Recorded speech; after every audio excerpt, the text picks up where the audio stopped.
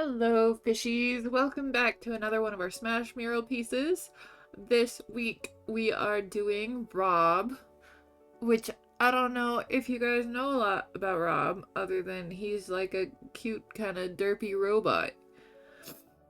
I did a little bit of researching and learned a little bit of history about nerds like you and me. Anyway, so apparently back in 1983, there was this big old video game recession because Atari was super popular and everyone else was like, well, capitalism, I want to get on that train. So there were like 5 other video game companies and several people just wanted a piece of the action. So then came 5 billion games, and there were only really like the people who had experience knew how to make the games, and then Atari was not giving royalties to all of their game developers, so they're like, you know what? We'll just go someplace else. So they became Activision and did their own thing. And they started producing games, and they were super popular because, they knew what the crap they were doing. And then other people were just like, well, I want to be that good at doing things, so I'm just gonna do them. But they didn't have the experience, and so a bunch of cruddy games existed, including a random one to spin dishes. Because, who doesn't want dish spinning simulator? Especially in 1984. But anyways, so they were like, video games are really poppin', we're gonna get so many sales because they had like $3 billion in sales the last year. So they're like, we're gonna boost up our production like 175%, and then they only sold like 10 million instead of $10 million worth of crap instead of, the 5 billion that they would have projected for. And so they were like, this is a problem. And another reason, other than the fact that everyone was trying to get a piece of the capitalism pie, that this all was happening, was that computers were starting to, actually fit in houses, instead of taking up entire rooms. Because that is the development of society. We slowly made things smaller and smaller and smaller and smaller and smaller. So things would actually be affordable and, manageable.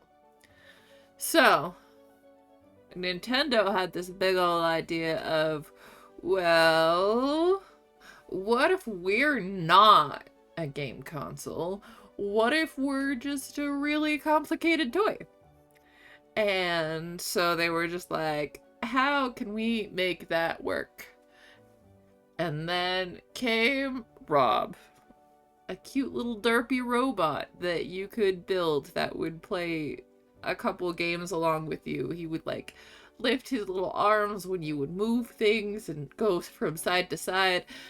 It was very loud and apparently hard to put together according to people, but it changed the market that they were in so they could hit a different target of people in hopes to, get out of that rut. So they made Rob, and they started doing, what they could with him. They made like 1 or 2 games that were like stacker games, and you would play along with it, and this little robot would mimic your movements on the table next to you. And another way they like marketed as a toy was that they had like the zappers, like the duck hunt zappers, because that's new and innovative.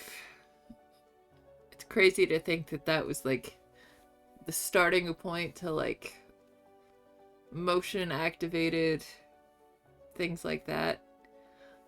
And that happened all the way back in 1985, and then years and years later we got the Wii, which then led to the Switch. And I think it's just neat to see how everything kind of works off one another to build interesting and unique things.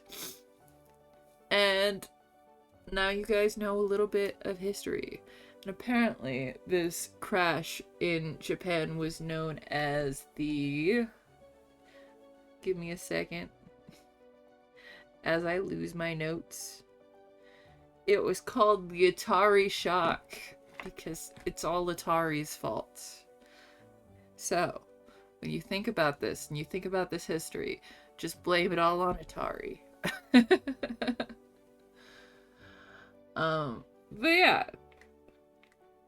And then it's crazy to think how much we've come from, you know, Atari level, you know, pixel based games that are just kind of, you know, bare bones to like, have you seen some of the newer games? They look like real people and you're like, how do you get that much texturing and detail on a model? It's crazy. Kind of uncanny valley sometimes, but it's crazy. There are all sorts of games that I want to try and figure out, and, you know, it's kind of fun seeing how things constantly develop and, like, the new technologies that people are always trying to improve. I still want to see how long it takes for us to get a holodeck, though. Star Trek nerds, you know what I'm talking about. We already have VR, though, so, I mean, halfway there, I guess. We got Miku Miku, so maybe we're 2/3 of the way there. Oh, but anyways. I've never personally played any of the games that Rob is associated with. I just looked him up and saw the original, like, little models that they sold him as, and I've played him a couple of times in Smash, but I've never been real great at him because it's just, I don't know, he's not super intuitive. I'm also sure that, like, when they made the actual real R.O.B robots, which Rob, he was originally going to be called Otto, which stood for something, but anyways, R.O.B actually stands for Robotic Operating Buddy, so he's just your little buddy. I think it would be cool if they, like, resold him, but made him cooler, for, like, Smash, so he could play your Smash Bros. Games with you.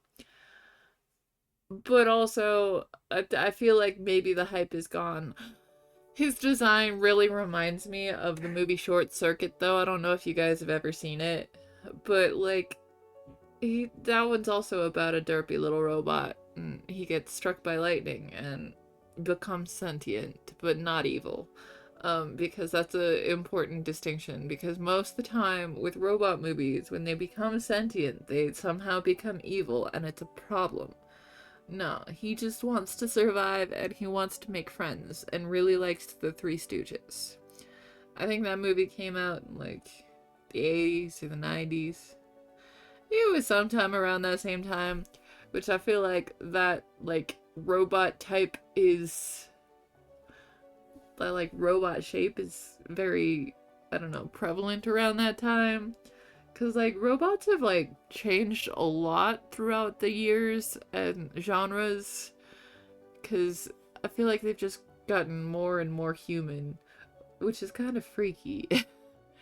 And of course you hear, like, the stories of people making robots that are, like, actually passable as humans, which is really quite frightening. There's all sorts of, like, conspiracy theories about that, but I won't get into that because that's not the type of channel this is. Anyways, I hope you enjoyed watching this. I hope you enjoy this series. Make sure to like, comment, and subscribe, and we'll see you in the next one. Bye!